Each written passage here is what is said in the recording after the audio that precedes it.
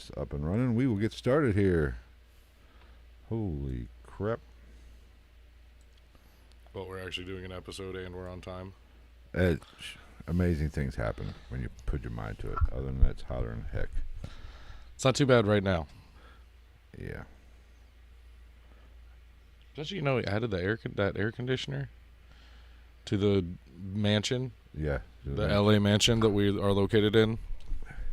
Yeah, it really helps out. It does a fine job. Oh, shit. It's about damn... He's going to come in here and say it's about damn time. That's the first time I've seen this motherfucker's name in a live stream in how long? I mean, granted, there's only been about 2 since 2023 started. It's been slightly more than that. Him and his fucking green screen. Oh, whatever. He's obviously taken one too many body slams and clotheslines. Yeah. I mean, I don't know. I feel like he'd be the type of guy that like his favorite move to take would be like the stink face, the Rikishi. Yes. Or the Bronco Buster. Yeah. When he does make it big and gets that big WWE contract, he needs 2 managers. You know what we should do? We should become the ringside announcers for whoever he's wrestling for. All right. What's up, Izzy? Welcome, everybody.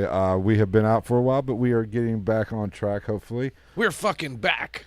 Like the movie. That was a great flick. Have you ever seen We're Back? It's a kid's movie. No. It's an animated movie. It's about this scientist goes back in time and takes dinosaurs and brings them to New York City, and he makes it so they can talk and shit. Yeah. It's a classic of my childhood. I'd ringside announce. I'd be like, as long as you can cuss. If he gets booked in Cincinnati, we're there. Drunk as shit, but we're there. I say all the time, I wish HBO should see, he remembers. HBO should pick up a sports contract and air one football game a week, so the announcers can be like, "Holy fuck, took his goddamn hat off." What the fuck were they thinking? All right, you remember how to play the intro and all that shit? Yeah, should we do it? You ready to get started? We might as well. All right, get it rolling. All right.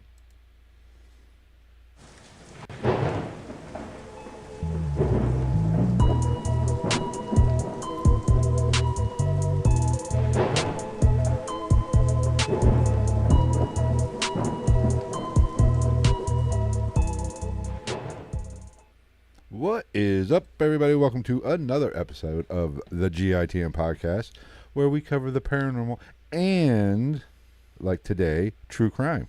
Well, I'm going to classify this under true crime, but this is true crime conspiracy, all wrapped up in a nice blonde bow. So, tonight, Travis, tell the masses of single-digit individuals what we are covering tonight. We're talking about fucking Princess Diana. Why are we talking about that hooker? First off, watch your mouth, because we both are old enough to know that woman was a fucking gem. She may have had her personal life problems. That's fine. We all do. We all, yes. But in the eyes of the beholder, and for as far as her footprint on Earth, she's 30,000 times better of a person than either of us could ever hope to be. Well, let's be honest. Most serial killers are better people than us. Which we will touch on that a little bit. I do go, I have a little bit of backstory because, for anybody who, I know Gonzo's younger than us, or younger than me. Anybody who doesn't really know anything about Princess Di. How could you not? I mean, if you're that young, I was young when she died. I think I was in elementary school. I think I might have been 7, maybe. I was working. I remember, I will say this, the funeral I believe it was on a Sunday. I remember watching the funeral with my mom. I was at work. At the time, I worked at a tire store. I sold tires. Was it tire discounters? No, it was not them. And Sunday, it was a Sunday, I believe. I'm pretty sure. Maybe I'm having a false memory. But we weren't busy on Sundays anyway, so I sat in the lobby and watched it. Feel free to like and share the video with your friends. But in my defense hooker to me is a term of endearment. If I call you a hooker, any female friend in my life knows or has been called a hooker by me at one That's time. like me and motherfucker. Right. Motherfucker is traditionally a very abrasive term, but if I have a problem with somebody, I'm not going to call them motherfucker. I'm like, you motherfucker. If I have a problem with somebody, I'm like, you dirty cocksucker. You know how people will use bitch as a term of, hey, bitch. It's so they use it so freely now. I use hooker like that. I think it's a little bit more respectful because at least you're getting paid, earning them dollar bills, y'all. Well, hooker's just a bad word. It's sex worker now. Whatever. Or I guess working girl is acceptable. Okay, fuck. Lady if they're of gonna the get evening. pissed off, if Just start calling people lady of the evening. You fucking lady of the evening. if the PC police are coming after me for saying hooker because it's derogatory, fuck you. I'm going back to slut and whore. I'm going back to whore. Fuck you. I think hooker would be better. Suck a big fat cock, which I don't have. Yeah. So anyway, is there any house cleaning? Messi got signed to Inter Miami. Yes, and I guess they're playing tonight. And Yeah, all I hell's know, breaking dude. loose. Like where the place I work, we canceled our trivia That's night what I saw. for it, and I was like, why? FC Cincinnati is going to get their fucking dicks kicked off. Lionel Messi ended the season with like basically as many goals as the rest of his team combined, and I don't even think he played the whole fucking season. He didn't. It's soccer. They won the cup. I don't give a shit. It's soccer. What else? I will say this. Apparently, in The news, fuck did this sticker come from? I don't know. The little tiny sticker that Oh, I think says it was- 79. 10 Fuck. 10 off a good time. I will say in topical news, apparently I've been hearing rumbles. COVID lockdowns coming back, baby. Are you fucking serious? Why? Apparently there's a new strain. Go figure. What did I fucking say? What did I Election say? time. What did I say? What, like 2 weeks ago when we were recording? What the fuck did I say about COVID? The first one was a test, and then everybody starts talking about the UFO declassification. Why do you think they're doing that? To fucking distract us from something else. And look, now there's rumblings of another goddamn lockdown. Fuck you. I better be getting that same fucking unemployment check that I was getting last time. But I guess like mask mandates are coming back. Even though it's been scientifically proven and out the door that wearing a mask for 8 hours is worse for you than fucking COVID. But that's another issue. Well, that was the stupid thing is like working in the restaurant industry. Like I didn't have to wear. I had to wear a mask if I like walked out into the dining room. I didn't have to wear a mask on the line. Well, don't get me started about the stupidity that Oh, was excuse me. I didn't even know that was coming. the mandates. When in a restaurant you had to wear a mask in, but you went to your table, you could take it off to eat. Yeah, So eat a dick. COVID is only like 4 foot high and up. Right. Yeah, what? Shut the fuck up. And like them little plastic plexiglass barriers are doing shit. Oh my Go God. off. Fuck Here's the thing. yourself. I would hope the American public or the global society Yeah. would be smart enough to fool me once, you ain't doing it again. You know it ain't gonna But- happen. People are so scared, and let's be honest, people are such pussies. Well, yeah. Well, and there's also the fact that like it's so fucking stupid that all you ever hear about is one side or the other. When in my experience, most of the people are like me, and they're right down the middle. Right. Like my whole thing was like everybody, like one of my buddies who he I remember him texting me while I was out of work because of that shit. Yeah. And he was like, "How you doing, dude?" Like I talk to everybody. I randomly just text like my boss just randomly text me, asked me what Right. I'd been watching on Netflix and shit. But like my buddy, you know him. I used to live with him. Where I lived before this, and he was like, we were bullshitting, and he kept working. He had the option. Well, I mean, everybody, I guess, technically had the option to an extent if you wanted to go get another job. But he was like, I said something about the unemployment bonus, and he was like, yeah, it's fucking bullshit that everybody's getting bonus money and I'm still working. I was like, yeah, I don't disagree, but that doesn't mean I'm going to fucking give it back. Yeah, I'm going to take it. Like, especially for, like I went to work as soon before we even opened our doors, I was working again. I didn't want to not work. Right. Even though I'm one of the people that, like, that lockdown was kind of a blessing for me because my back was super fucked up at the time, and it actually gave me some time to rest that shit up. But, like, I was back as soon as they called me. They're like, "You ready to come?" But fuck yeah, I'm bored. Let's boogie.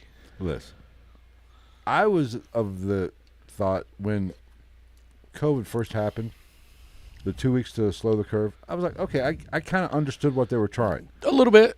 But when it made sense to me, I'm down. When you're talking 2-3 months. And then when it goes basically to 2 fucking years, or a year and a half, basically, of pure fucking hell. What? I was just reacting to the creek. Of that's when it got a little. That's when I said, okay, there is a different agenda going on now. 2 weeks to slow the curve made sense to me. Everybody stick around. Take a 2-week vacation. We're all good. Well, especially considering that, I didn't even get my unemployment check for the first 2 weeks that I was out of work. I just never got it. And then they were like, somebody said something about back pay, and I'm like, dude, I'm not trying to do all that shit. Because the first time I got it, I had a bonus on it. That $600 or whatever had already been a thing, and I was like, fuck it. I haven't been doing anything anyway. I've just been watching fucking TV. We'll have to wait and see. Any other news? There's another fucking active shooter in Pittsburgh. I don't know what happened with it. I saw it on the news today. I was like, shoot him. Just shoot him. Shoot him. Fuck him. Shoot him. Shoot him. Just get him away from the kids and the innocents and fucking shoot him. I take the Speed. If you remember the movie Speed with Keanu and unfortunately when he says, I forget. I'm gonna butcher it, but he says, "You hold a hostage. What do you do? Bad guy has got a hostage. What do you do?" And Keanu goes, "Shoot the hostage. Take him out of the equation." I'm down. What? Cost one life to take. We got snipers. They could easily hit the shot without hitting them anyway. Right. That's what I'm saying. Just shoot the motherfuckers. I don't know. Fuck. It's fucking stupid. I don't. What else? I don't know. The Patriots signed Ezekiel Elliott. Good luck with that. The Colts said that Jonathan Taylor can seek a trade. Yeah, but they're going to devalue him so far out of the market. All of the running backs are devalued as fuck right now. They don't want to pay the running backs but what they're worth, but they value them like they want to pay them. And I believe his comment was, okay, then pay me how you're going to value me. Yeah. What else? Anything else in football? Oh, Joe Burrow's leg fell off. At least that's how everybody acted. Oh God, he fucking pulled. Oh my God, dude, they tried to fuck. Well, it was a calf, wasn't it? Well, they tried to cover that shit up because I remember seeing it, and they're like, what was it? Like a bunch of people are like going on Twitter jokingly offering to give Joe Burrow a hamstring, and they're like, the Bengals were like, it doesn't work like that, guys. Joey will be back soon. Don't worry. And I was like, no, he won't. Like he will be back soon, but like they're not going to change it. Yeah, no, I don't think we're gonna see him for at least the first week of the regular season. It depends on who they play. If they're smart, they wouldn't. I haven't looked to see who they're playing. Like I'm not saying it was a bad injury, but if you're smart, leave him on the fucking bench. You got a tweaked hammy, which can be nagging, but it's not life ending. It's not, but it can be. But it can also be exacerbated if you keep fucking with it. Or just don't be a pussy. Yeah, fucking rub some dirt on it. Take a salt tablet. Go eat some ass like a fucking the generations before you. I played my entire senior year on a broken foot, pulled hammy. Fuck, I would fuck that bullshit. Is there anything else? I feel like no, I don't think I'm nothing real other than anything in life. I went on a trip. Yes, you did. You went. I will post some of those pictures because one of two things is going to happen. Either they're going to fucking lift our band on Instagram within the next 2 days, or I'm starting a new Instagram. Oh, I do have. She does not watch this, but. Today is my daughter's birthday. Happy birthday, even though you won't hear it.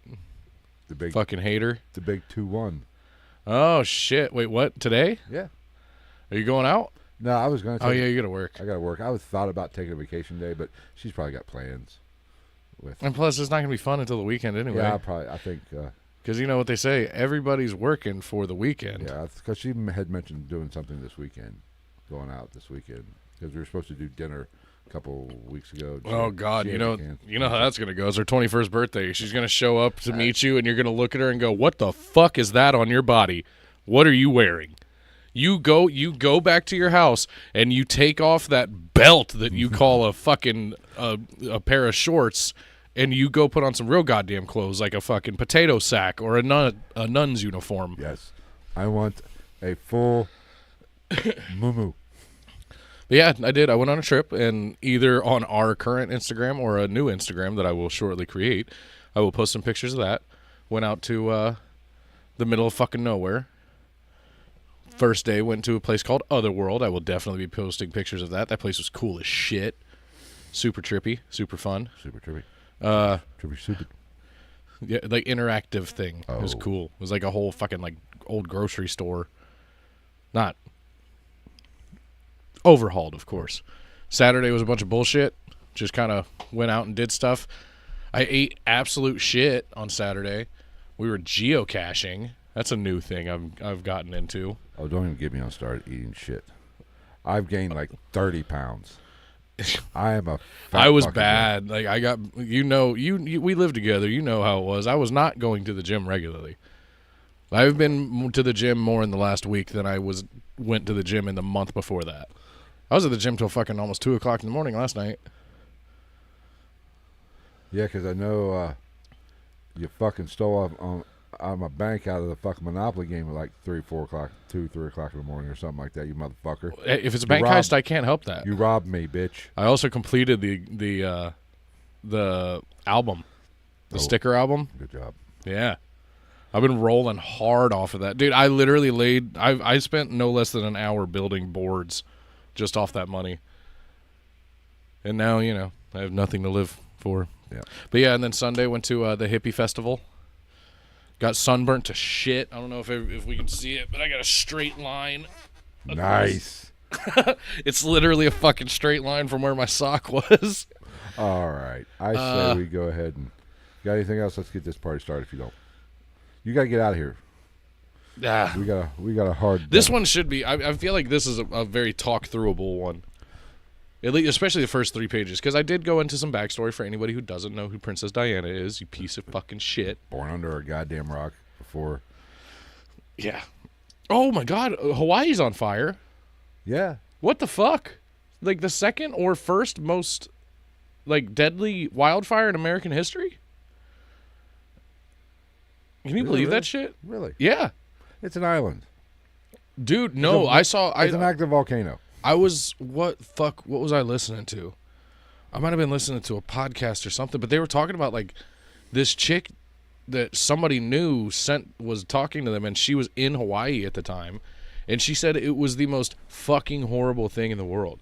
Like, everything was just on fire so fast. She said, like, people were, like, burning alive, stuck in their car because they couldn't get out and shit. It's, like I said, it's a fucking island, and they're not that big. When wildfires happen in, say, California, which happens all the time, California's a big-ass state. You got somewhere to go. Yeah, you have other... That's the crazy part, is, like, you have Hawaii getting all fucked up, and it's like you have other places in the world where it's like they literally have controlled fucking fires that they set themselves. Yeah, because you have to kill the dead stuff. That's why wildfires start, because the dead stuff lays on the ground, rots, a lightning strike. It's Mother Nature's way of cleaning out the brush. Literally. Yeah. But unfortunately, in this one, it's a bit sadder. Yeah, but in Hawaii, you only have so far you can go. I guess hop in the ocean. Then you got to deal with jaws. Or the fucking, God forbid, a volcano's going to erupt, and that shit just runs into the ocean and makes more island. Then again, you're right. It is an active volcano. You fuckers live on an active volcano. Dude. Like, what? Do you think that counts towards your real estate? Like, if you have a coastline property, then there's like a valley where magma runs if it erupts, and it like goes out in the ocean and builds up. Do you think that counts towards you? Do you have to pay tax on that? I don't know, because it's not like you can do a lot. It's always expanding. Taxes go up every year. Yeah, it's not like you can do a lot. Of course, once again, I don't want to hear you live on an active volcano. It's going to be hot. There's a chance magma could fly through your living room and land on your balls. Just like Look at Pompeii. Just like people in New Orleans, I don't want to hear you bitching about hurricanes. You live below sea level. Okay, let's adjust that, because I think we're on the same boat here. You're allowed to bitch about it, and Katrina's horrible, and all horrible stuff happens. But okay, you're allowed to bitch about it. Just don't be so surprised. Exactly. You live in a city on the coast, which is under sea level. Literally under sea level. I have a good night drinking and take a piss. It will raise the sea level enough to drown 10 kids. It will flood New Orleans. And the people in the Midwest. Like, if Austin Powers pissed off a dock outside of New Orleans, it's over. Evacuation, come. Here's the thing. I'm not going to live in those places. I wouldn't want to live... Maybe Hawaii. Maybe not forever. I would live in Hawaii for at least a little while. I'm too cheap to live in Hawaii. How about New Orleans? I hear too many fucking horror stories from New Orleans between the news and A&E and Mark Normand. Yeah, and like the Midwest, I don't hear. I don't. It's horrible when a tornado rips your fucking trail double wide apart, but you live in a tornado belt. Don't be shocked. Yeah, that's like playing with snakes and getting bit. Which, funny story, one of the guys that I watch that is a venomous snake handler and keeper in Florida. Yeah. Watched him get bit by a fucking monocle cobra in India. Dumbass. Right on the finger.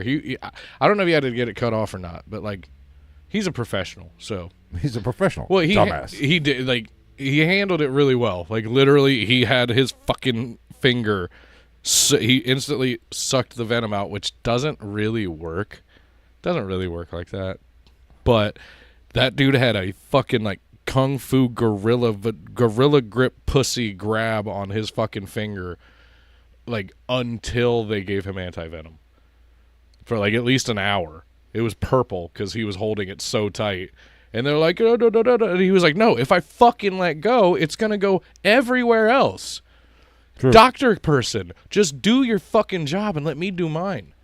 But yeah, he was in the hospital for a couple days. It was interesting. Funny guy. Interesting. He has emus on his property. But anyway. All right, let's get into Princess Di. All right.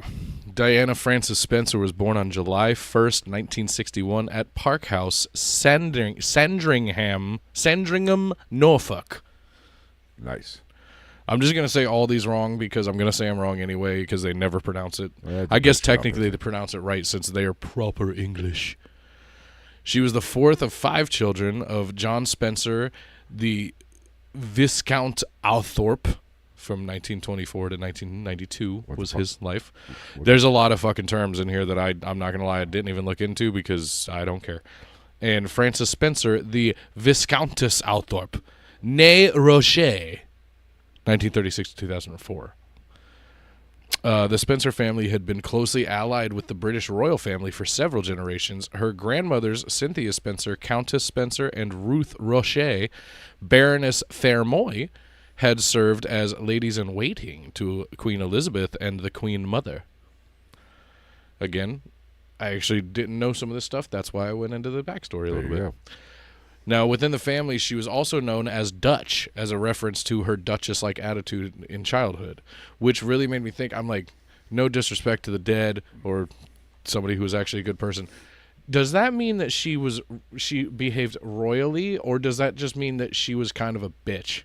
I'd say at least, best case scenario, a little snobbish. Mother, bring me my tea. Off with your head.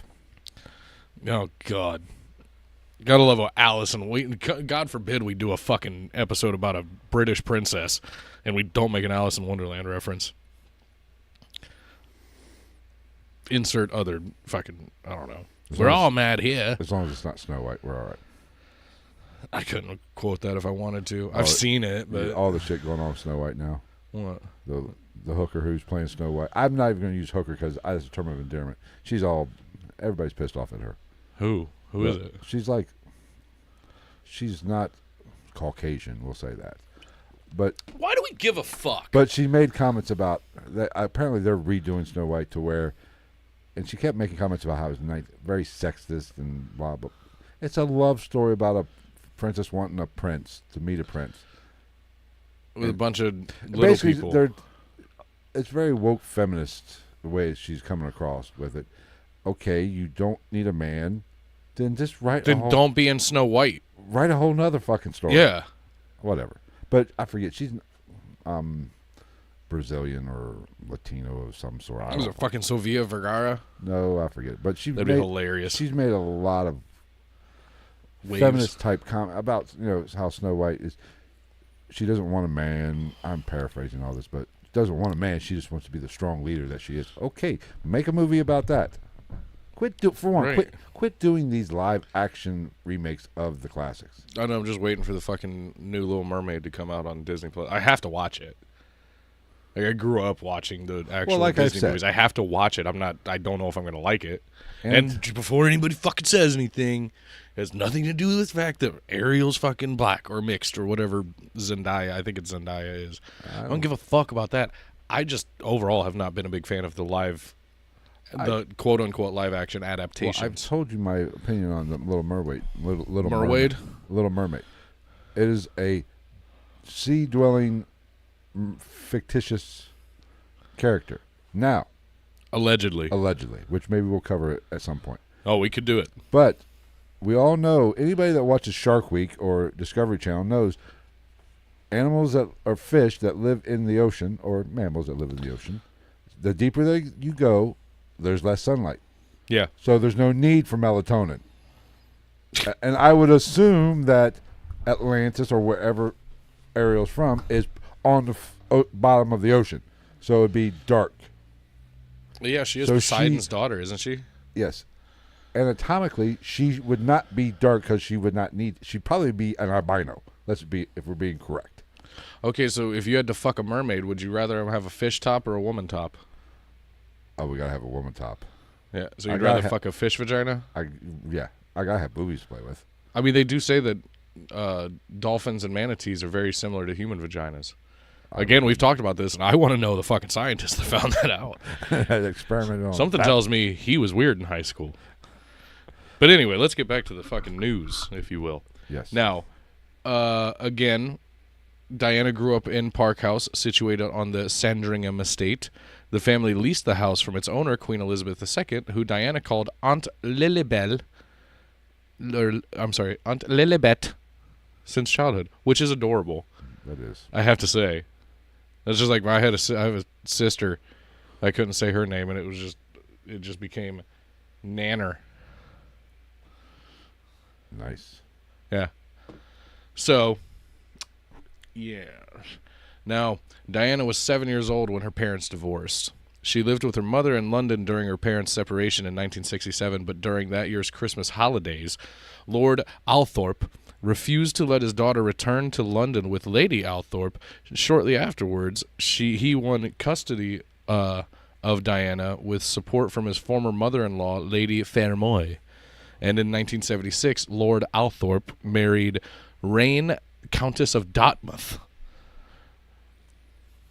Nice. We're going to have a shitload of Game of Thrones characters in this story. Right.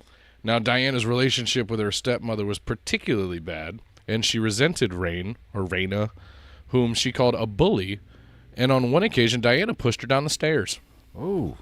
Yeah, how's that for philanthropy? Obviously, she grew into her philanthropy, whatever. Yeah, clearly. She was a bit of a cunt. Just a wee tad little teeny tiny little bit. So, she later described her childhood as very unhappy and very unstable. The whole thing, she said. Very unstable, the whole thing. I don't know what she sounded like, I'll be honest. She became known as Lady Diana after her father later inherited the title of Earl Spencer in 1975, at which point her father moved the entire family from Park House to Althorp. A lot of Althorp going on here.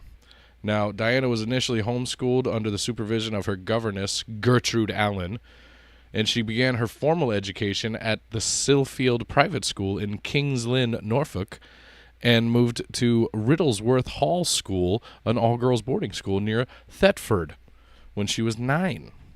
She joined her sisters at another girls' school in 1973 in the area of Kent, and she did not perform well in school. She failed her O-levels twice, which I don't know what the fuck that is. Some English shit, like a pound or a crumpet. I still don't know what a crumpet is, and I also get confused like a when... cookie? Sure. Or a cracker? Because cookies aren't called cookies there. They're biscuits. That's just fucked up. And chips are crisps, and fries are chips. That makes no sense. It's fucking stupid. Get your shit together. I don't give a fuck if you originated the language. Do better. But her outstanding community spirit was recognized with an award from West Heath. I fucking hate. There's 30,000 fucking names for one town in this goddamn country. She left West Heath when she was 16, and her brother Charles recalls her being quite shy up until that time. But she did show a talent for music as an accomplished pianist, vis-a-vis Adrian Brody. Good movie. Not talked about enough. Too long, but good movie. And also, we all know the Holocaust didn't happen. I'm kidding. I can't believe that became a thing. The Holocaust denial thing. I can't believe that was real. I mean, I do kind of wonder what is it? They say 6 million people died, or I guess of Jewish persuasion died during the Holocaust. I mean, I know it was like 11 million total, but is that what it is? I mean, I would be interested to see if maybe the numbers were a little inflated. But no matter what, if one person died in a gas chamber, it sucks. It's still a Holocaust. You know what I'm saying? If you want to say the numbers are inflated, whatever, that's fine. If you want to say if for hypothetical, say 11 million is what the official total is. I don't know the official total, but say it's 11 million. A lot. If it's 3 million, so what? Yeah. If they inflated it by fucking 7 million, I don't give a shit. 3 million people still fucking died. Speaking of World War II, I was having this conversation the other day about pooping in public places. Well, of course we did. Well, because a lot of people have a problem with that. Oh, I do. See, I don't. To an extent. Like, if it's just grody, I'm out, unless I absolutely have to go. But, like, I'm pretty open about taking a poo-poo. Like, when I feel it, I do it. It's got to happen. I also had diverticulitis, so sometimes it's unavoidable. But somebody was asking me, and they're like, I just don't understand how you get to that point. And I was like, you have to grow up. Like, first off, boys' locker rooms, even just in school, they never, at least one of them doesn't have a door. It's been ripped off. Or just men's bathrooms in schools very oftentimes are missing doors. I don't give a fuck. I just put my books outside of it and take a shit. If I got a shit, I got a shit. If you walk around the corner and you see me sitting there all vulnerable, hold my hand. That is all. I do not like, I like shitting in my own shitter. Well, there was also the added fact that the place that we always used to party when we were kids, when we would drink bottled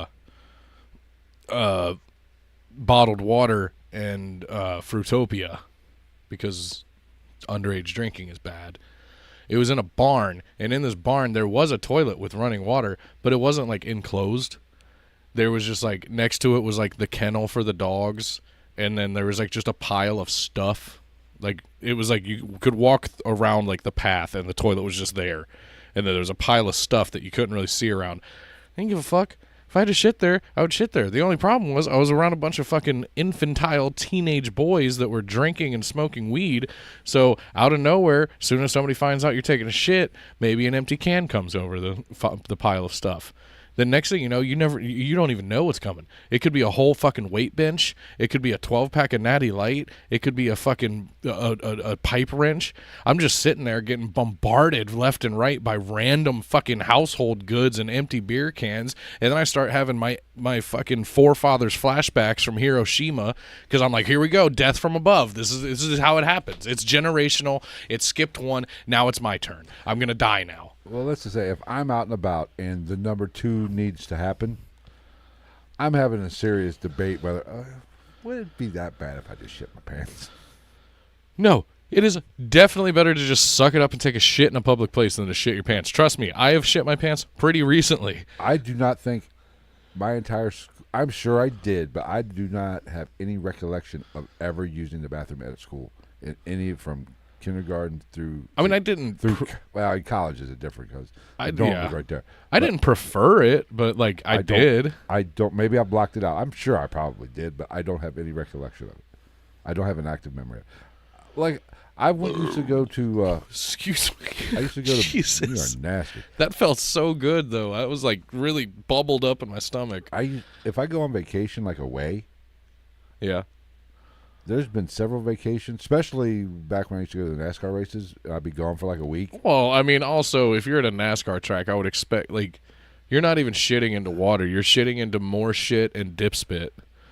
I would not use it. I used it once because I had, an emergency happen. But there'd be little die. There'd be a week where I wouldn't shit. I wouldn't even have the urge. Nope, but not me. As soon as I crossed the state line, I was like, okay, get me fucking home. You know me. Like, I get to work, clock in, do a couple things, go do a couple necessities, go take a poop. It's like, of course, I've told you. I took a shit the last time when we did that fucking overnight investigation in Kentucky. That's true. If it wasn't haunted, it was for about 5 minutes after I was done with it. All right, enough shit talk. Let's get back to Princess Diana. All right. Now, we're going to jump ahead a little bit to the year 1977. This is when Diana first met the Prince of Wales, later Charles III, Elizabeth II's eldest son and heir apparent. So heir to the throne. She was 16 years old, and he was 29, and he was actually dating her older sister, Sarah. Now, Charles and Diana were guests at a country weekend. Whatever.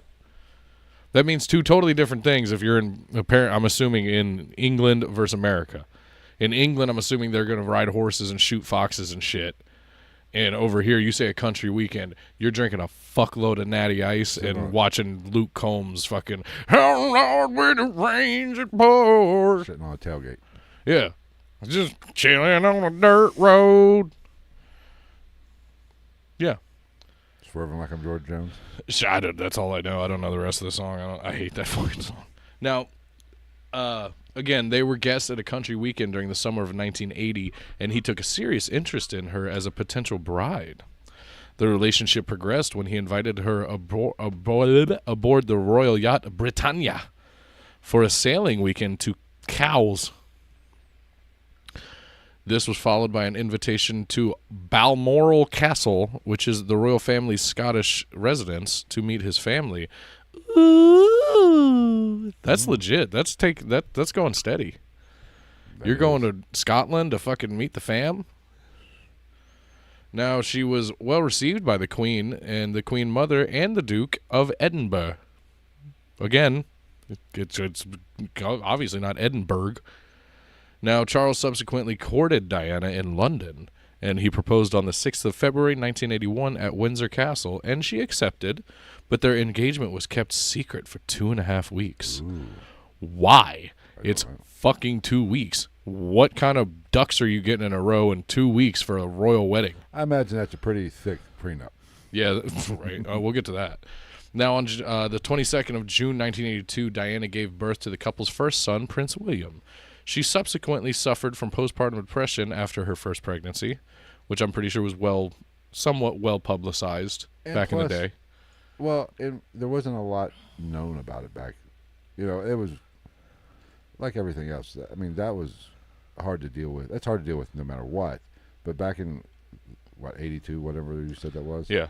There wasn't a lot of knowledge about it. She's a witch! Yeah, Yeah.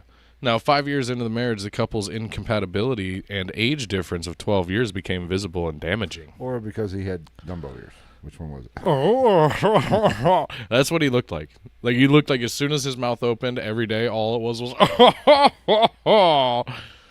excuse me. In 1986, Diana began a relationship with Major James Hewitt, the family's former riding instructor. Yeah, he is. And in the same year, Charles resumed his relationship with his former girlfriend, Camilla Parker Bowles. The media speculated that Hewitt, not Charles, was Harry's father based on the alleged physical similarity between Hewitt and Harry. But Hewitt and others have denied this, and Harry was born 2 years before Hewitt and Diana began their affair. Would it be a good affair if it didn't take you 2 years to find out about it? That is true. It'd be a really good affair. Especially when you're fucking royal. Now, by 1987, cracks in their marriage had become... And the reason I go into this part of it is because I feel like it might lend some credence to what we're going to talk about later. Okay. These aspects of her life. By 1897, motherfuck me twice. By 1987, cracks in their marriage had become visible, and the couple's unhappiness and cold attitude towards one another were being reported by the press, who dubbed them, quote, the Glums. What a fucking stupid British goddamn thing to say. It's fucking stupid. I mean, it's no better than the dumb shit they come up with in America. K-Fed. Fucking whatever. Yeah. Brangelina. Eat a dick. Jennifer? Yes. Philavis. Trill, if you will. Our celebrity couple name. But they dubbed them the Glooms due to their evident discomfort in each other's company. Well, isn't that just called marriage? I was going to say, just get fucking divorced. If literally the way somebody describes your marriage is the general discomfort of each other's presence, just get fucking divorced. Or just live in two different places and don't get divorced because you're royal, and I guess that's a fucking...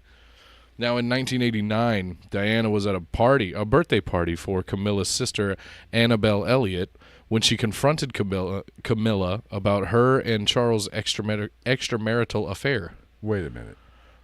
Was she doing you at the time? What year was this? This was 1989, so yeah. So, that's a big fucking sticky. See, red I flag didn't with me. see a whole lot of how exactly she went about that. If it was a confronting of like, I just want a explanation of a time period, I can understand that. No. See, if you are letting somebody else dip the wick, you have no reason to be bitched that your husband is dipping his wick. That should be the last John Wick film. John Wick 5, Dip the Wick. You have no leg to fucking stand on. Yeah, fair enough. Yeah, it's not a bad point. Now, these affairs were later exposed in 1992 with the publication of Andrew Morton's book, Diana, Her True Story. Well, that's a original name. This is the book that also revealed Diana's allegedly suicidal unhappiness caused by this media storm. Which I can understand that. That's valid, I think. Yeah. Now in 1991, or that was in 1991, sorry. Or either that or I missed something. I might have missed something. Now during 1992 and 1993, leaked tapes of telephone conversations reflected negatively on both Charles and Diana. These tape recordings of Diana and James Gilby were made public in August of 1992, and transcripts were published the same month. In December of 92, Prime Minister John Major announced the couple's, quote, amicable separation to the House of Commons. It was a very long-lived marriage. The divorce was finalized on the 28th of August, 1996, and Diana was represented by Anthony Julius in the case. The couple shared custody of their children. She received a lump sum settlement of £17 million, which is equivalent to £34 million in 2020, as of 2021. As well as £400,000 per year. Sitting pretty. She wasn't struggling. Right. The couple signed a confidentiality agreement that prohibited them from discussing the details of the divorce of their married life. Now, days before this, letters patent were issued with general rules to regulate royal titles after divorce. Diana lost the title, or the style, if you will, Her Royal Highness, and instead was styled Diana, Princess of Wales. And as the mother of Prince expected, or mother of the future queen. Yes, King. Yes, as well, a current prince too. Right. So as the mother of a current prince, future king probably, who was expected to ascend to that throne, she continued to be regarded as a member of the royal family and was accorded to the same precedence she enjoyed during her marriage. So she was still royalty after the divorce due to having a male son by Prince that guy. D. Well, the Queen reportedly wanted to let Diana continue to use the style of Royal Highness after the divorce, but Charles had insisted on her moving it. Mother, I cannot support this. You must take her fucking her rightful title. Yeah, he's a bit of a wanker. I cannot allow this, Mother. Fucking douche. They all look weird. Well, I guess the current princes, one of the current princes looks all right. The ginger one. The one that's married to the black lady that they're going to kill eventually. Oh, they're getting a divorce. Oh, he's probably doing it so his family doesn't fucking kill her. Goddamn piece of shit honest. British reptilians. She just got married. She's a little shady anyway. Are they all, though? Any aristocrat is going to have some type of dirty laundry, let's be real.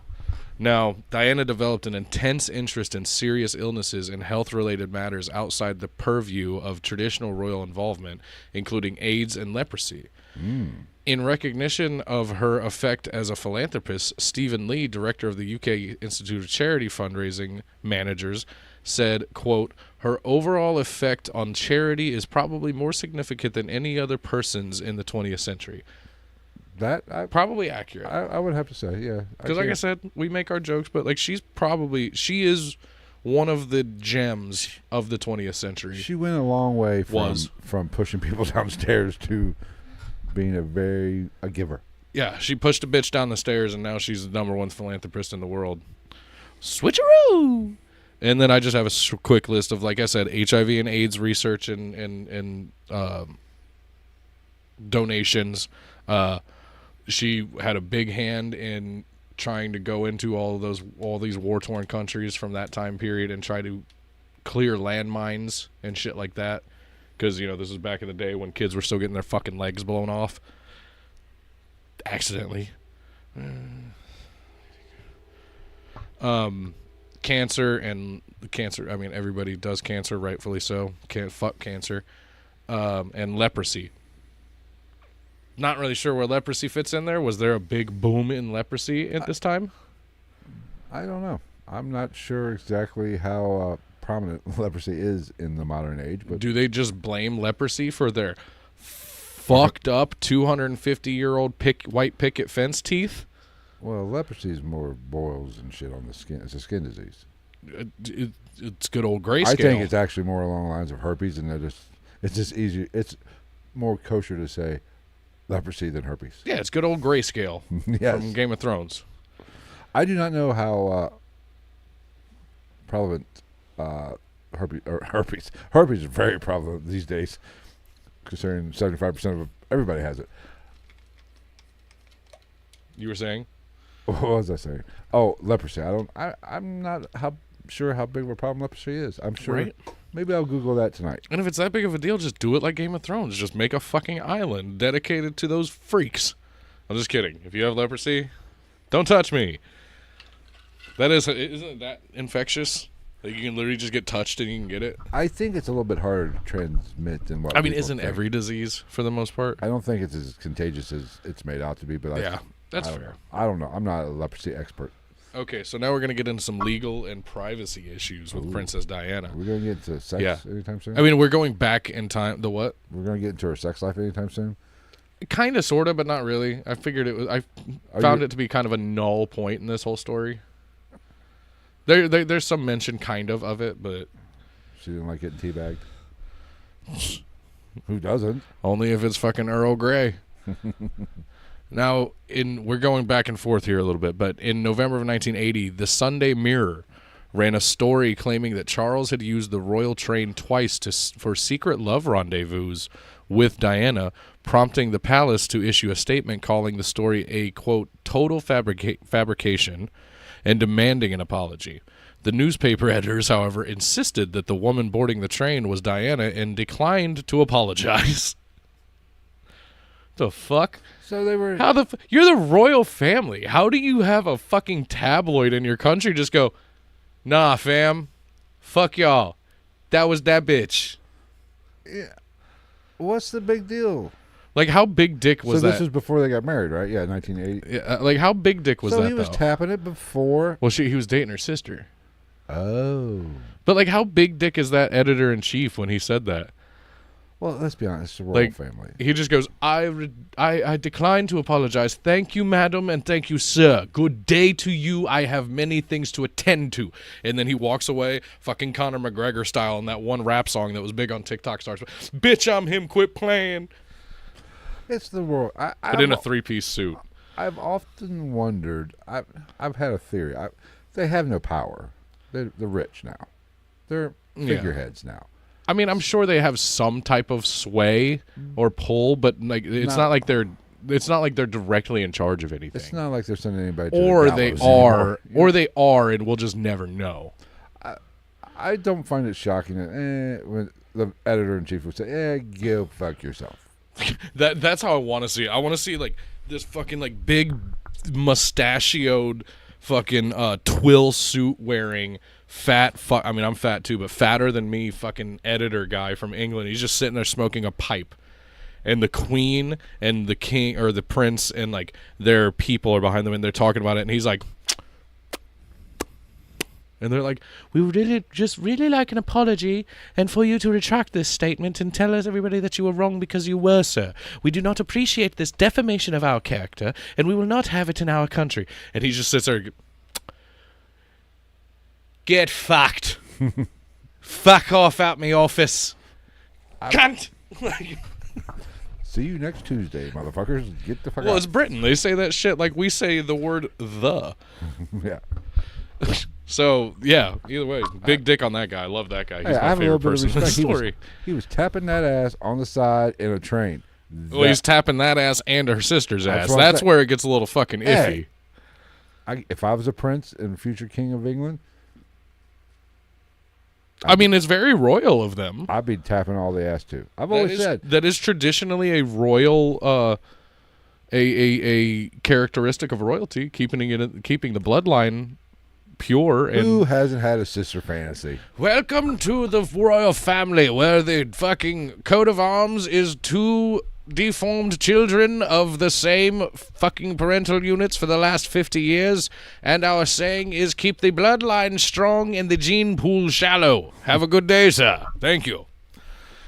Now, in February 1982, pictures of a pregnant Diana in a bikini while holidaying were published in the media, and the Queen subsequently released a statement and called it, quote, the blackest day in the history of British journalism, you fucking racist. I knew you were going to go there. Black Lives Matter, bitch. Fuck you and your stupid fucking crown. Wait, she's dead now. That's right. Wait a minute. What was so bad about it? Because they took a picture because she was wearing a bikini while she was pregnant, or somebody had the gall to take a picture. Right, of that's what I'm saying. Like this was a while ago, but it was still the 80s. Like, are we gonna act surprised when tabloids are taking pictures and benefiting off of, I don't know what you would call it, a moment of what's the word I'm looking for here? I'm having a big fucking God. It's like I've just been feeding my fucking brain crayons and windows. I don't know what. Vulnerability. Yes. Okay. It's like that was nothing new in the 80s. Right. You know what I'm saying? At least in tabloids, maybe not on the local how news. How far along was she? If she was 9 months, okay, maybe I say, hey, really, why don't we one piece it? Yeah, she just fucking starts giving birth. Or on did the she have beach. a little baby bump? Somebody just fucking like she's out there fully pregnant playing beach volleyball, diving around and shit, and they're like, no, take the picture, fuck her. Fast forward was she to smoking and drinking too. Well, yeah. What the fuck? Then fast forward to 1993 when the Mirror Group newspapers, or MGN, creative, published photographs of Diana that were taken by gym owner Bryce Taylor. The photos showed her exercising in the gym LA Fitness wearing a, quote, leotard and cycling shorts.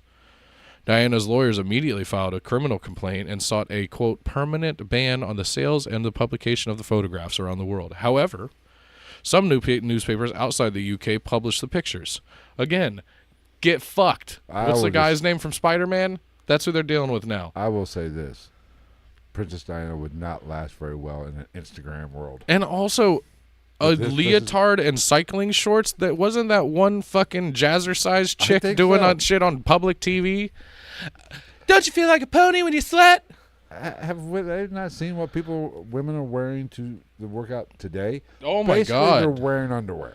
Especially, and like, I'm not trying to shame or anything, but like, the girl, like, when I go to the gym, like, first off, half the women I see there strictly do ass exercises, and they walk around in like literally the TikTok leggings that have like the sewn in seam down the ass crack. Yeah, I know. And I'm like, and don't get me wrong, like I'm pretty good about it for the most part. Especially when I go to the gym to get alone, I literally am either just kind of looking at my phone, the ground, or at myself in the mirror, because I really don't give a fuck what anybody else is there doing. You know what I mean? Unless I see somebody that I'm like, they're about to get hurt, I should probably do something. Not that I'm an expert or anything, but like, there's definitely people in there that with less experience on some of those machines than me, and I've definitely a couple times been like, hey, you're gonna fucking die if you don't stop doing that. Chill out, Bryson. I just find it fucking hilarious. They want women that want to wear next to nothing in a gym, and then have the audacity to get their panties that they're not wearing all crumpled up in their vagina because somebody actually said, what the fuck? Looked in their general direction. Or just the fact that, like, if you walk in front of me and I just happen to, like, look up because there's motion, it's automatically like, I'm like, what the fuck? Like, it happened the other night, like, last week. I was leaving at like 1 o'clock in the morning. I did another nighttime session. Yeah. And there's this little blonde girl, cute girl, looked like maybe 21, and like she was working out, and like there was a couple times where we ended up in the same area of the gym, and then like we left at the same time, and like she legitimately looked like she was like I was walking behind her because she was parked here, I was over there, and like she like low key looked like she was worried about getting to her car. And I just kind of walked past her and laughed. I was like, come on, dude. Like, chill the fuck out. I just want to go eat my Rice Krispie treat and drink a protein shake and go to bed. God damn. Fucking women in the gym. Fuck them. Fuck it. Well, the guys fucking barely wear anything in the gym now. I like those TikToks where, have you seen them where, women in the gym and they're doing doing some kind of exercise and a guy will come, you need a spot? I have a boyfriend. And then, Cool. And then, okay, hey, I'm just okay. And then all of a sudden something happens, like they get stuck. Mm-hmm. And she says, help. And the guy walks around and goes, boyfriend, Right. where are you? Fuck off. Only gym content I want to see is either suggestions and tips or Joey Swole. You seen Joey Swole? The guy that sees, like, he'll take somebody who, like, look at this fucking guy at the gym when I was there, and he's like, do better. He's big as fuck. Like, so it makes it even better that he's like a straight up bodybuilder. And he's like, why the fuck are you don't go there to make fun of people. They're fucking trying to do better. So you do better and stop being a fucking dickhead and mind your goddamn business. I'm like, yeah, fuck yeah. True. We go to the fat man's gym. I don't go to the Oh yeah, like, I don't give a fuck. There's been a couple times. Fucking muscles. Yeah, like there's been a couple times where like I've given somebody a pointer. That's about as far as my interaction goes with somebody. And that's only when I look at somebody I'm like, dude, you're gonna get hurt if you don't stop doing that. But anyway, back to the juice. Back to the tea, sis. Excuse me. So the courts granted an injunction against Taylor and MGN that prohibited further publication of the pictures. MGN later issued an apology after facing much criticism from the public and gave Diana £1 million as a payment for her legal costs while donating £200,000 to her charities. Nice. Well played. In 1994, pictures of Diana sunbathing topless at a Costa del Sol hotel were put up for sale by a Spanish photography agency for a price of £1 million. Not enough. What? That's not enough. If I have pictures of Princess Diana in the 90s topless, I'm getting more than £1 million. She was super well endowed. Either way, you have a picture of royalty with their tits out. I'm asking for more than £1 million. I'm sorry, I don't royalty or not. They need to be nice tatas. You think they have? You think there's like they have the royal jewels? You think that has? Do you think anybody's ever had like royal nipple rings? I don't know. I'm sure there is now. Like the queen before she died, they found out after she died, they found out she had one pierced nipple, and it was just like a 63 carat emerald hanging off of it, and that's why I was wondering why mother's right tit was more saggy than her left. I just threw up a little in my mouth. Now I know she's got 17.5 pounds of precious gem on her nipsies. Now you've went too far. You've crossed the line now. So in 1996, a set of pictures of a topless Diana while sunbathing appeared in the Mirror, which resulted in a furor about invasion of privacy. Fervor.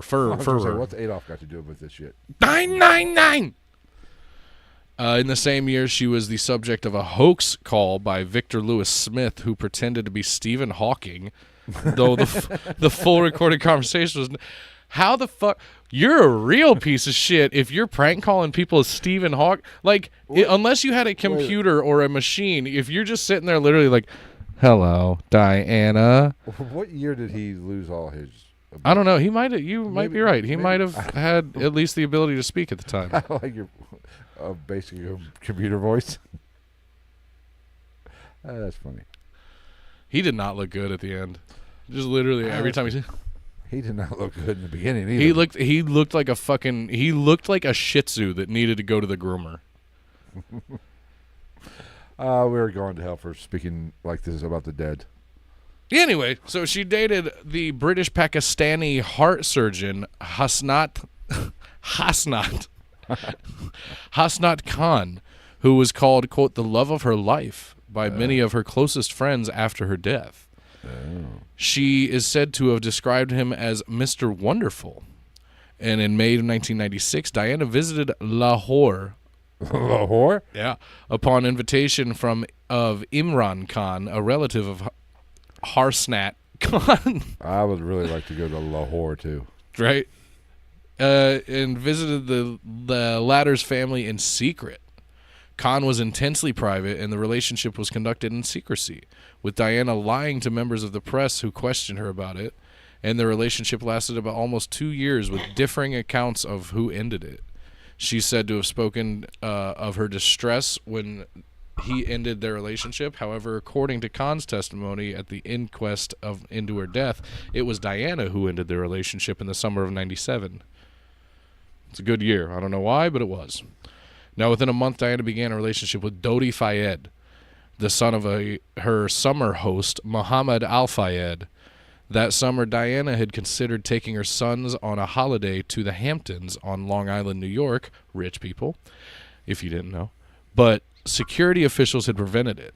After deciding against a trip to Thailand, no shit,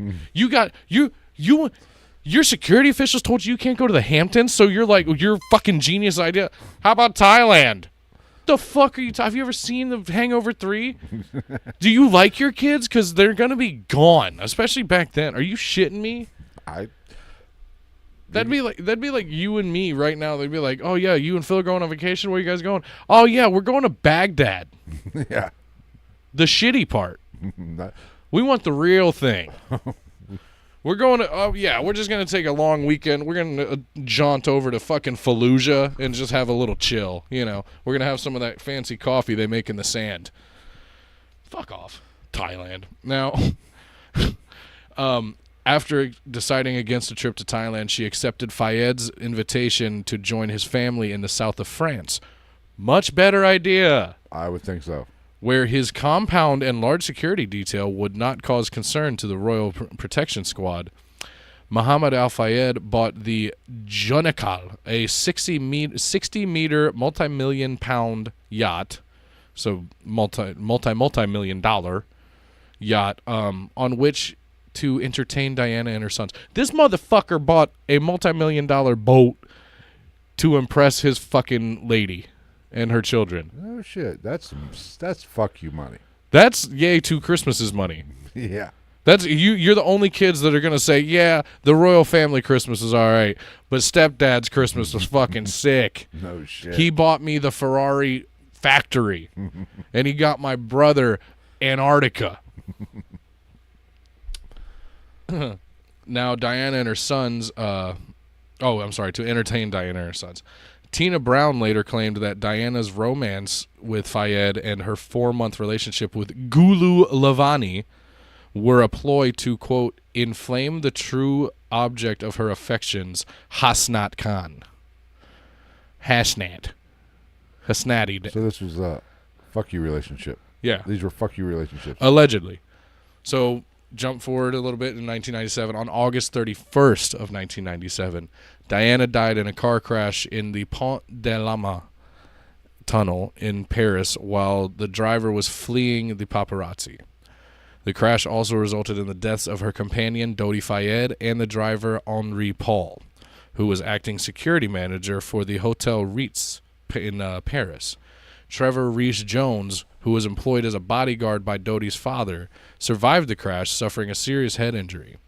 The televised funeral on the 6th of September was watched by a British television audience that peaked at 32.1 million, which was one of the United Kingdom's highest viewing figures ever. Millions more watched the event around the world. Here we go. Okay. Now, they were fleeing from the paparazzi, right? That's Lost control of the Mercedes, crashed, everybody unfortunately died. Let's get into that. Let's get into Henri Paul, the driver / security guy of the car. no.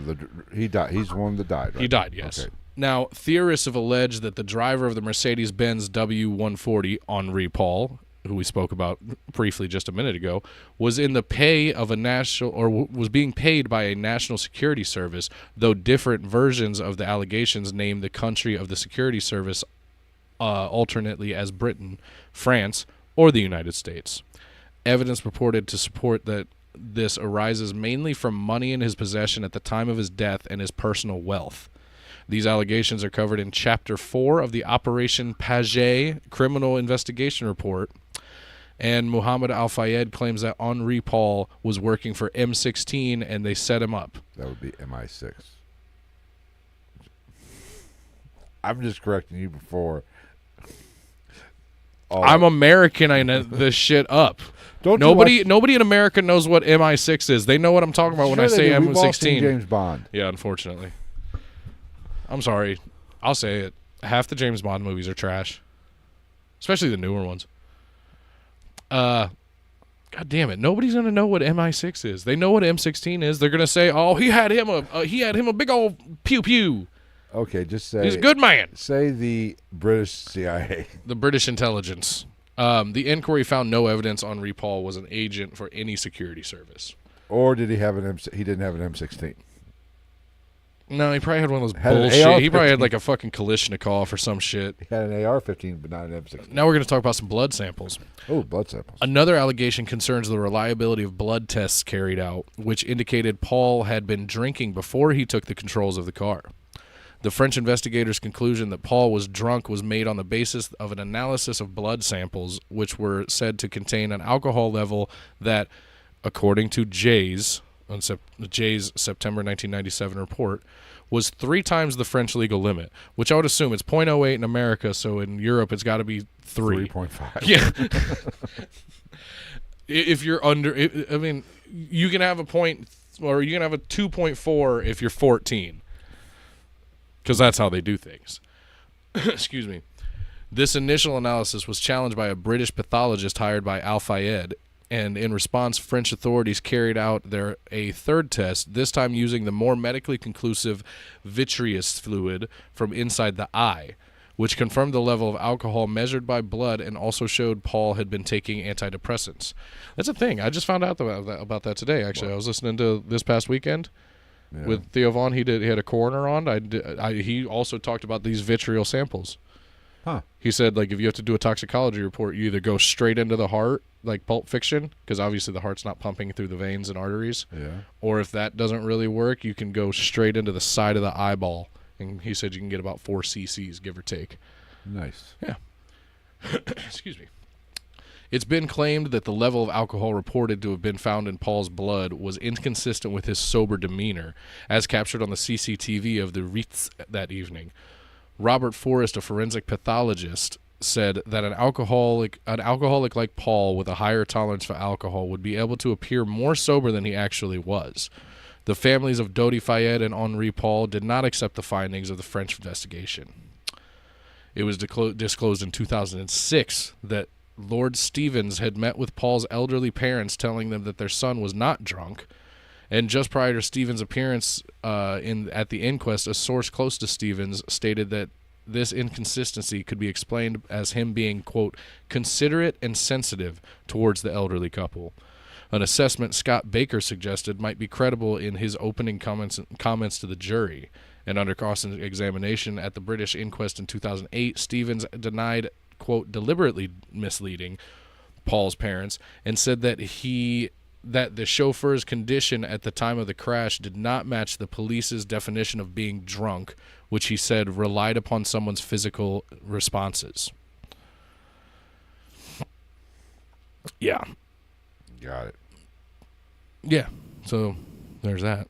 They did say he was under the influence of alcohol at the time of the crash, but some random fucking expert cited the report, estimated that Paul had drunk the equivalent of 5 measures of Ricard, his favorite licorice-flavored French aperitif, before trying. So basically, he had a shitload of Jaeger. Awesome, I like it. He had a bunch of French Jaeger. He had Jaeger. Excuse me. 2 French tox labs tests, Paul was found to have 12.8% carbon monoxide hemoglobin saturation, which occurs when blood's iron-carrying pigment, or hemoglobin, is bound with carbon monoxide instead of oxygen. Smokers normally have about 10% hemoglobin bound with carbon monoxide, so the result of Paul's case were not unusual. He'd been smoking small cigarillo cigars in the hours before the crash, and another test backed by the opponent's the opponents of the official findings showed Paul had a carbon monoxide hemoglobin saturation of 20.7% at the time of death. And that result, if accurate, combined with the rate of dispersal of carbon monoxide from the bloodstream, would have meant that Paul's blood had dispersal of carbon monoxide. I'm sorry, I just went backwards again. That would have meant that Paul's blood had 40% saturation a few hours earlier, and he would scarcely have been able to function a car, let alone at all. Yeah. This shit's thick. I find this very interesting. In 2009, it was reported that the DNA samples confirmed the blood samples with high alcohol levels were indeed from Paul, and this was established by a comparison with samples provided by Paul's parents demonstrating that the blood tested was that of Paul and that he had 3 times the French limit of alcohol in his blood.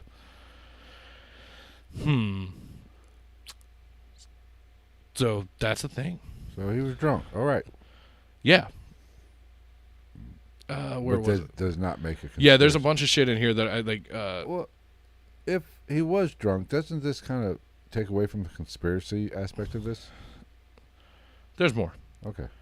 Because we get to what's this guy's fucking name? Shit. Trevor Reese Jones, Kes Wingfield. Let's see. We have Mr. Tomlinson in 2008. He told the inquest that he may have misremembered and that he had no evidence that Paul was an MI6 agent. But he had said in the previous day's court session that Paul was supplying MI6 with information. Speaking by video link from France, Tomlinson conceded that after the interval of 16 or 17 years, he, quote, could not remember specifically whether the document he had seen during 1992 had in fact proposed the use of a strobe light to cause a traffic crash as a means of assassinating Milosevic, who, where's the Milosevic thing? This gets, I'm a little out of whack here. Here we go.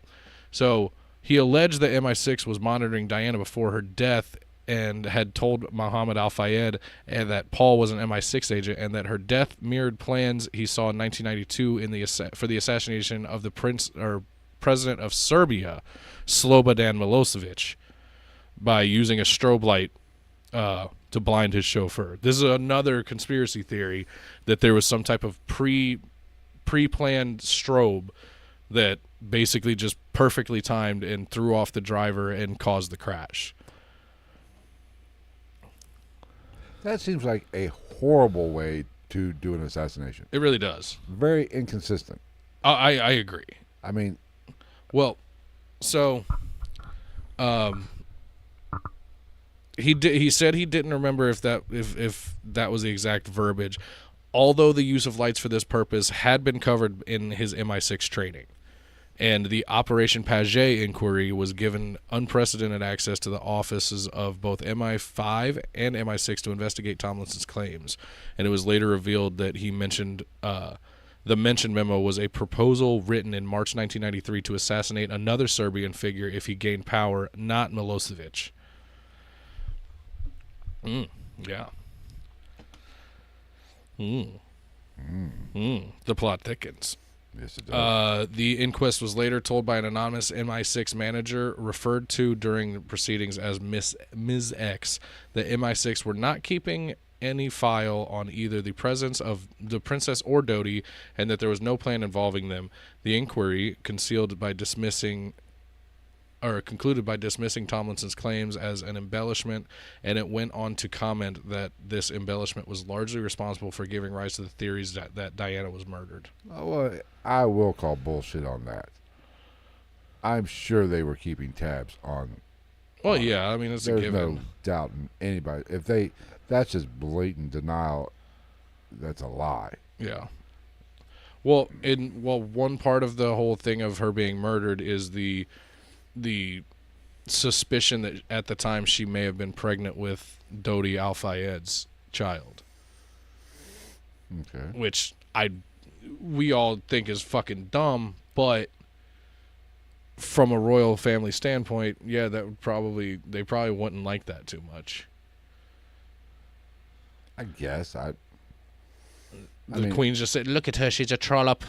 I mean, If you're I don't going, know why, other than the child would have no claim to the throne, so they shouldn't really give a I think fuck. it was really just a fucking. It was just a public image thing, really. Yeah. Al-Fayed made the assertion in television interviews that the couple were going to announce their engagement on the Monday after the crash, which would be the 1st of September of 97, which is fucking sad. That's sad. There's a lot of this, though. There's a lot with this fucking story. Let's see. Don't give a shit about the jewelers. I went too far into this, which is probably a good thing, which is, well, it's not a good thing, but it's a good thing that you told me, well, let's kick it back a couple days, because we're not even going to use a lot of this, because there's so much. It is very repetitive. Now, let's see. More about her being fucking followed. What is it? But, yeah, there was a lot about her just being followed by MI6, by this person, by that person, by this country, all kinds of, like, there's so many quote unquote takers in this she's being followed and tracked thing. Now, in January of 2004, the former coroner of the Queen's household, John Burton, said in an interview with The Times that he attended the post-mortem examination of the princess's body at Fulham Mortuary, where he personally examined her womb and found her not to be pregnant. So according to him, that knocks out the possibility of her being pregnant with Dodi Al-Fayed's kid. Okay. But he works for the fucking Queen. Exactly. Yeah. So you know. I mean, that very easily could be a lie, but it's yeah. Like he whatever. did. He checked the ovaries and all that allegedly, and said that there was nothing about that, or nothing plausible or true about any of that. But like you said, he works for the fucking royal family, so chalk that up as you will. Now, we get into another one that's very interesting. The absence of CCTV images showing the Mercedes' journey from the hotel to the crash site has been frequently cited as evidence of an organized conspiracy. According to The Independent newspaper in 2006, there were more than 14 CCTV cameras in the Pont de la Ma underpass, though none recorded footage of the fatal crash. Now, that is interesting. Yeah. Shit does go 14 cameras. You could, on a tunnel, you can catch everything. That is very interesting. Kind of like Epstein hanging himself, and all the cameras went down at the same time. It makes it interesting. Right? Let's jump into that. This one's pretty quick. Now, Judge Hervé Stéphan was appointed as examining magistrate in this case on the 2nd of September 1997, and on that day, by judicial order, he tasked the Brigade Criminelle with identifying all video and photographic images along the route taken by the Mercedes. Lieutenant Eric Guijot of the Brigade Criminelle led the team that carried out that work, and initially, by retracing the route several times and drawing up a list of possible locations, his report showed that the team identified 10 locations of CCTV cameras. None of these had any images relevant to the inquiry, since they were principally security cameras facing the entrances of buildings. Most of the cameras were not maintained by the city of Paris. The owners of the buildings to which they were attached operated them privately, and there was a traffic monitoring camera above the underpass in the Place de la Ma itself, but this was under the control of La Compagnie de Circulation Urbaine de Paris, the Paris Urban Traffic Unit, that department closed down at about 11 p.m., had no night duty staff, and made no recordings. The officers in the police headquarters information and command center could continue to view the pictures shown by the traffic camera in real time, but could not control it. The subject of the CCTV cameras is dealt with in Chapter 5 of the Operation Paget report, and it was also found that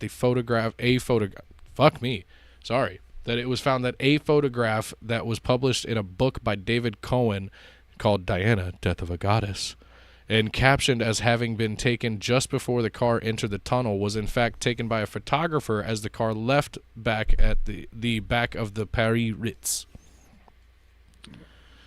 This is the good one. This is where I tune in pretty heavily. All right. Now, this is the white Fiat Uno and James Adanson, or Adamson. We'll go with that. Take your pick.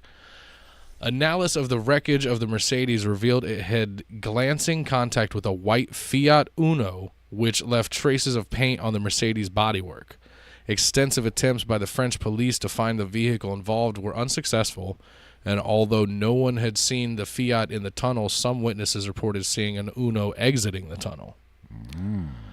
Mohammed Al-Fayed alleges in his July 2005 statement to Operation Paget, and that at other times that the white Fiat Uno was being used by MI6 as a means of causing the Mercedes to swerve and thereby crash into the side of the tunnel.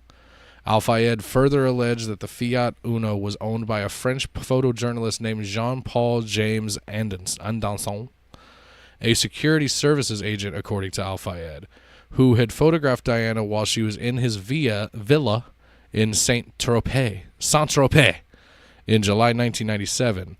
Adamson's death in May of 2000, Al-Fayed claimed, was either due to guilt over what he had done or because he was assassinated by the French or British security services to silence him. But wait, there's more. Are you getting fucking... Did you order DoorDash? Yes, I'm the hungry, fuck? bitch. Fair enough. God damn it. I gotta go to work, too. Oh, yeah. Okay, so... Operation Paget found that the white Fiat Uno Adamson owned was an unroadworthy condition, being 9 years old at the time with 325,000 kilometers, which is 202,000 miles. That's a good amount, suggesting that the car had been driven 27,000 miles per year and had been maintained for several years prior, and Adamson's neighbors confirmed the veracity of this evidence. Adamson had sold the car in October of 1997. Operation Paget concluded it was extremely unlikely due to the car's condition and the fact that Adamson had so openly disposed of it that it was the one at the scene of the crash in Paris. French police had examined Adamson's car as part of their effort to trace the one that had come into contact with the Mercedes with a view of prosecuting the driver for failing to render assistance, and had reached the same conclusion. The French police spent a year after the crash searching for the vehicle and eliminated over 4,000 white Fiat Unos from their inquiry. Operation Paget decided it would be unlikely that renewed inquiries would identify the vehicle involved, as such a long period of time had elapsed since the crash, and it concluded the threat of prosecution for a custodial offense probably deterred the driver from coming forward at the time. Blah, blah, blah, blah, blah. Blah, blah, blah, blah, blah. Now let's talk about Mr. Adamson's quote-unquote suicide. Oh, did he suicide himself? Yes. Okay. Adamson died in May of 2000. The official verdict was suicide. His body was found in a black, burnt-out BMW in a forest near the town of Nantes, near Millau, in southern France. Adamson's death was attributed to problems in his private life. The 2008 inquest into the death of the Princess of Wales heard that evidence was uncovered from his friends and associates that prior to his death he had talked of suicide by pouring petrol in a car and lighting a cigar, as noted by Richard Horwell, who was the QC for the Metropolitan Commissioner. The Paget report states that when the car was found, Adamson's body was in the driver's seat of the car and his head was detached and lay between the front seats. There was a hole in his left temple, and the French pathologist concluded that this hole was caused by the intense heat of the fire rather than, for example, a bullet wound. Operation Paget found no evidence Adamson was known to any security service, and contrary to Al-Fayed's claims, his death was thoroughly investigated by French police, although where the whereabouts of the car keys has never been explained. And a break-in at his former workplace in June 2000 alleged to have been carried out by security services was found to be unconnected to his death, and as no items were taken from him. That is interesting. Yeah. His head was off his body. He had a hole in his left temple, and then he burned himself alive. I'm just to be, for clarification, I wonder when the body burns, is it possible for the head to disconnect and roll off? Is that possible? Probably. Okay. So but the hole in this temple is interesting. I agree. I find it very very coincidental. Now, if you want to say blame it on the fire, I would say, okay, if the head exploded, as in the entire backside of his head or top side or whatever was blown out from pressure, okay, but a bullet-sized hole or a little hole, I'm not buying that bullshit. But I'm no doctor. Yeah. Now there is also the mention of Le Vanton, who was a 22-year-old taxi driver who also owned a white Fiat Uno that was happenstantially had the same Bianco Corfu 224 paint scheme as the other 4,000 ones that they looked at, including Adamson's, which was manufactured from 1983 to September of 1987. And chemical analysis showed that the original paint was, quote, compatible with the white traces seen on the Mercedes. Following his tests, it was concluded that the car, quote, could have been involved in the accident, and he was questioned only once on November 13th of 97 by French detectives at his apartment in Clichy, north of Paris, and has always refused any further interview requests. Yeah. Very interesting. Yeah, he did tell investigators that he was on his shift at the time of the crash, and the night shift security guard at a Renault factory in Gennevilliers.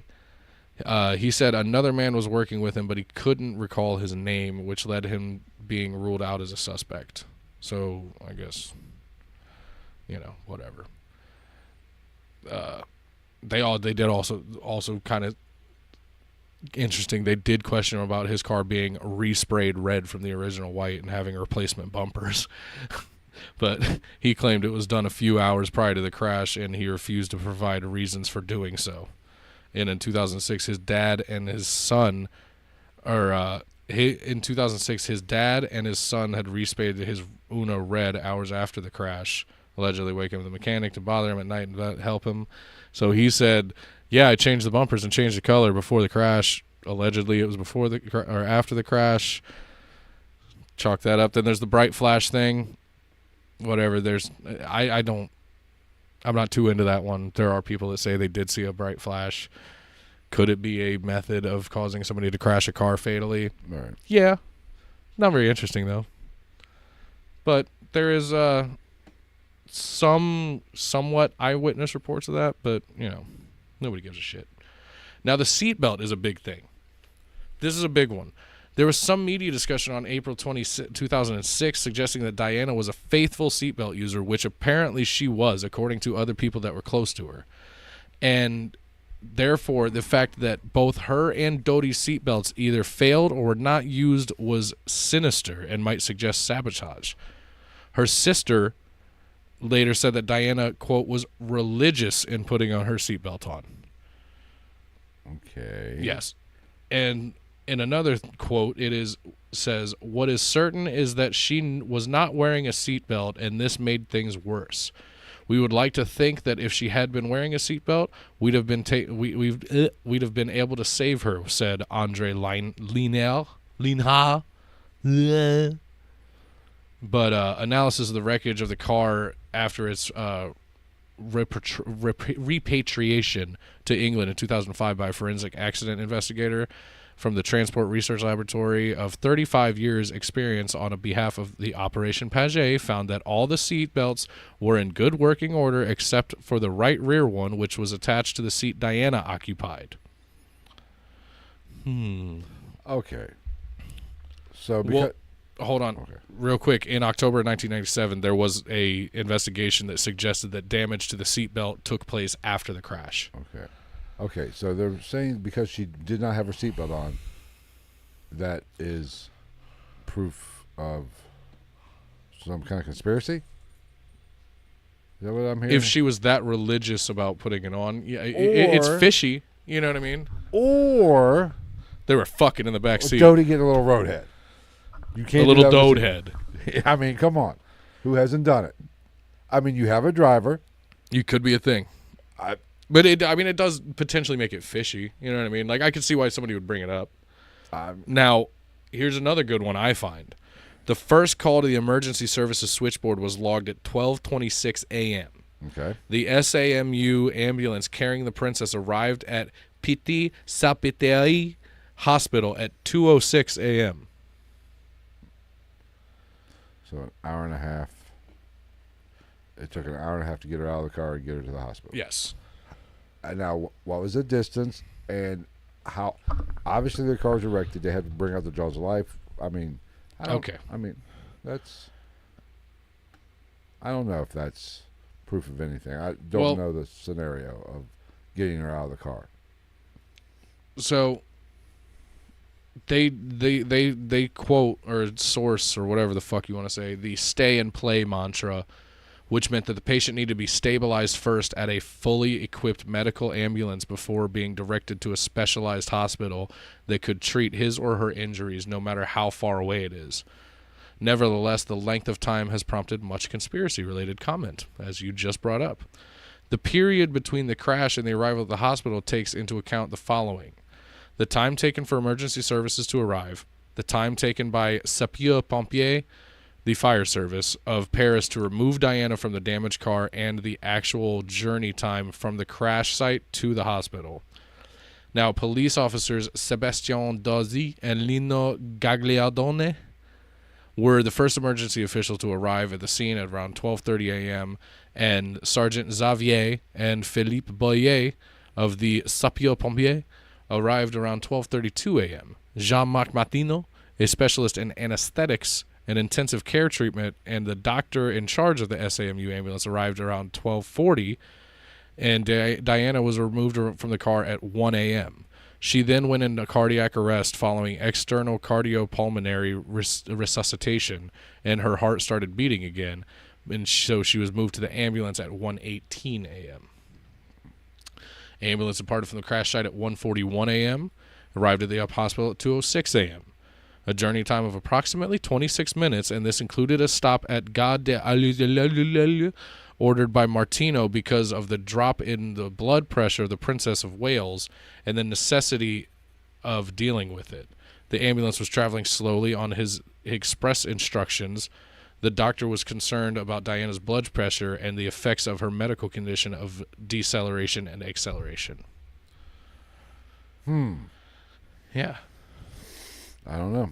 I'm not a doctor, so I cannot say. I know, it's crazy, right? An asshole or not. Now, the embalming of the body, this is the last step.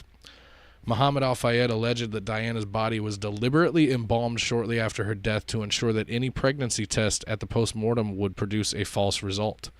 Robert Chapman, who carried out the postmortem examination, stated that the embalming fluids would have had no effect on determining whether Diana was pregnant or not, as the physical evidence would have been present in her womb and ovaries. Operation Paget found on August 31st, 1997. It was a very hot day in Paris, and Diana's body had been stored in an empty room adjacent to the emergency room where she had been treated at the hospital, as the mortuary was on the other side of the hospital grounds and some distance away. Dry ice and air conditioning units were placed in the room to keep it cool, but appeared to have little success. No shit. You just fucking throw a window unit in that bitch? Hey, we got to keep the princess's dead body cool. Somebody go grab a fucking Maytag. Or whatever, a Maytag, whatever they have in France. Go get me a fucking Peugeot air conditioner.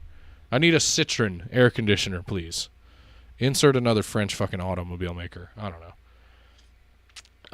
Her two sisters and Prince Charles were scheduled to view the body later that afternoon before bringing it back to the United Kingdom. But President Jacques Chirac and his wife also wished to pay their respects. This meant there was very little time to prepare the body for viewing, and it was deemed unacceptable to present Diana's body to her family and the President of France in the state it was in. Faced with this situation, the hospital staff decided to press ahead with embalming with only verbal authority from Martin Montel, the local superintendent of police, who assured Jean Moncol that everything would be in order. So they had a hasty embalming. They have somewhat of a reason for it. Take that as you Very will. plausible. I mean, Yeah. reason. I mean, yeah. I mean, I kind of get that. Now, sprinkle in, this is the last little bit, the court-martial of SAS sniper Danny Nightingale led to a letter written by witness Soldier N and sent to his in-laws coming to wider attention. Soldier N, Nightingale's former roommate, was in prison for illegally hiding firearms and ammunition. On the 17th of August 2013, the Metropolitan Police announced they were reviewing evidence that Soldier N had boasted that the SAS were behind the death of Princess Diana. The parents of Soldier N's estranged wife reportedly wrote that to the SAS's commanding officer, claiming Soldier N had told his wife the unit, quote, arranged Diana's death and it was covered up. The information was reportedly passed on to Scotland Yard by the Royal Military Police, but, however, Scotland Yard stressed that this information would not lead to a reinvestigation and that they were examining its, quote, relevance and credibility. They also confirmed that Prince Charles and Mohammed Al Fayed were being kept informed as preliminary examination progressed, and at the end of November 2013, Scotland Yard ended its study of the SAS allegations and released a statement saying, the Metropolitan Police Service has scoped the information and is in the process of drawing up conclusions, which will be communicated to the families and the interested parties first before any further comment can be made. And on the 16th of December, it emerged from Sky News reports that there was no credible evidence that the SAS was involved in the death of the princess and the others, and thus no reason to reopen the investigation. What perfect timing. That was literally the last paragraph, and my fucking mouth hurts because that was a lot of talking. And I cut a lot of that shit out. We might have to fucking mark this and cut it out. Phil's got to go get his DoorDash order. Oh, God. So, and that can, ladies and gentlemen, concludes the kind of fucked up story of what may or may not have happened to Princess Diana. We leave you here with your own... Oh, shit. Damn it. Anyway, that's irrelevant to what we're talking about. So, I was just reading some random news. So yeah, that's that. What's your opinion? Let me sit down. Take a load off. Here's My the thing. fucking mouth is so dry from reading all that. Here's the thing. I think it's a fascinating story that somebody would want to assassinate. However, I firmly believe in my heart and loins Okay. that I can feel it in my plums. if they wanted to kill her, there are much easier ways and much more effective ways to do it. Taking the chance in a car wreck is very, very shaky. Yeah. Oh, 100%. Because there's no guarantee that death is going to occur. Right, unless you're going to do it like the reporter dude and fucking kill him twice. And what was to by killing her? I think so. You know me. I kind of fall back on believing that this wasn't a total accident. But I mean, I find it pretty simple. It's because the royal family didn't like what she was doing. They didn't agree with the image that she was, quote, bringing on to the family. even though she wasn't technically part of the family anymore. She was just part of the family by being the mother of who she was. If that's the case, then why the fuck is Prince Andrew still alive? You see what I'm saying here? Yeah, but he's a man. Oh, More important. More important to the family, the royal family. I just don't think the royal family is that the cost benefit is not there for me. Well, I don't think she was that much of an issue, or the appearance of what she's doing. The overall global appearance was not that much of a derogatory stain on their legacy. Well, and there's also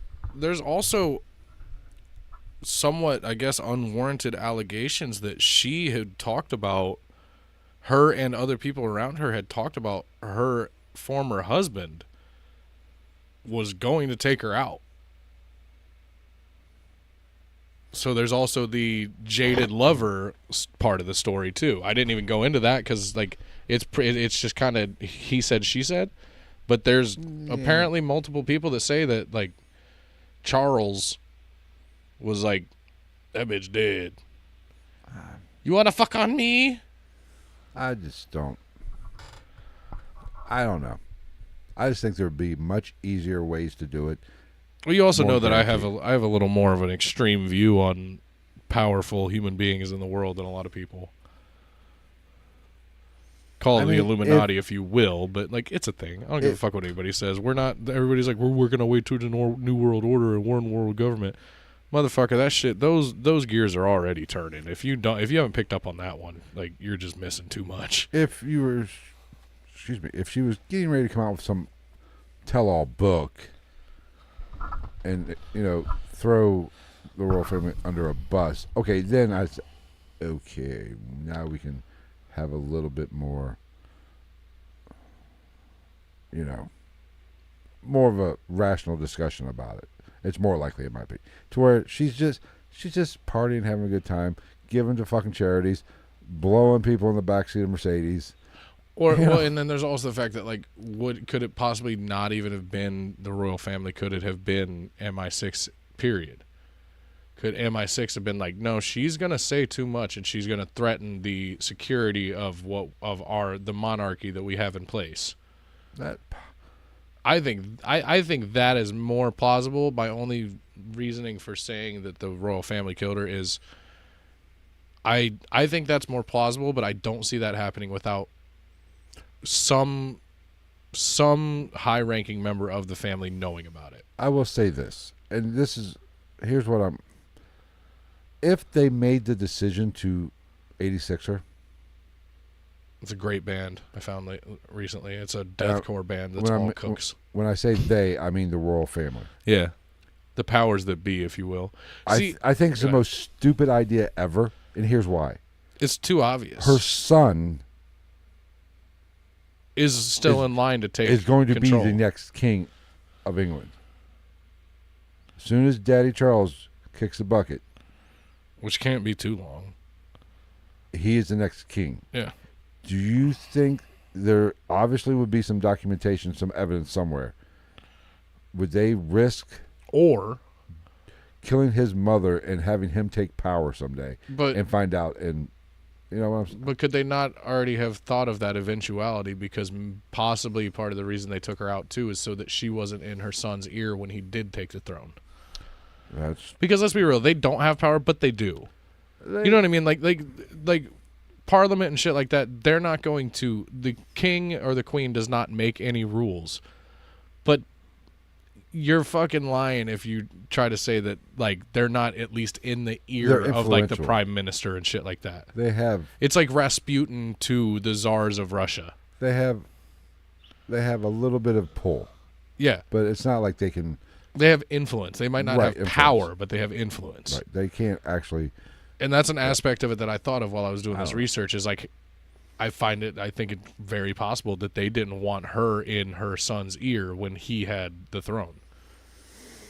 Especially because it's been a while since there's been a king, and this king that is currently in sitting on the throne is gonna die probably pretty soon.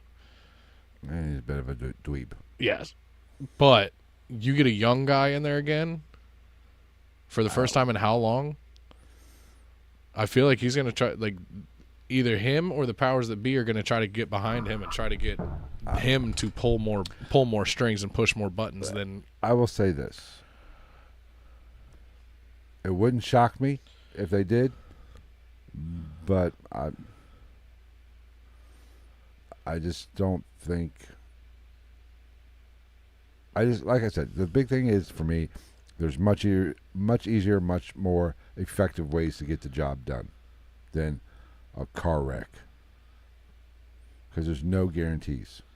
There's not, but at the same time, like, when you're so in the public eye and you're so loved by most nations around the world, you know what I mean? I feel like that does hamper your abilities to try to pull something off. And they could have not done it. I don't know. Like, I don't know. I'm just. It's fun. I would be less surprised to find out they had something to do with it than to find out it was just a straight up accident. I think that's basically where I'm at. I will say it's fun to think about. It's fun to discuss. If nothing else, I think there was definitely something shady after the death.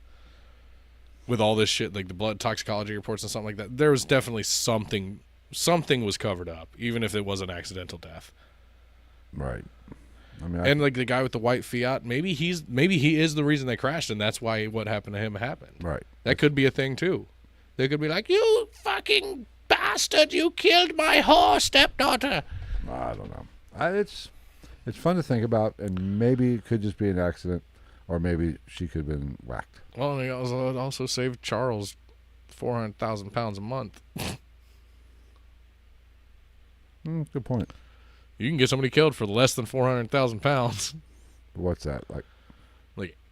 $700 and something thousand. That's a pretty good chunk of change. Yeah, like almost $1 million. Well, I mean, it might be $1 million. I don't know, depending on the inflation. I don't know what it was back then. I don't know exactly what it is now, but yeah, I think that's my biggest thing. Is like it would be less shocking for me to find out that the royal family or the government of Britain 100% took this thing and rolled with it. Right. It's very possible, but I just don't.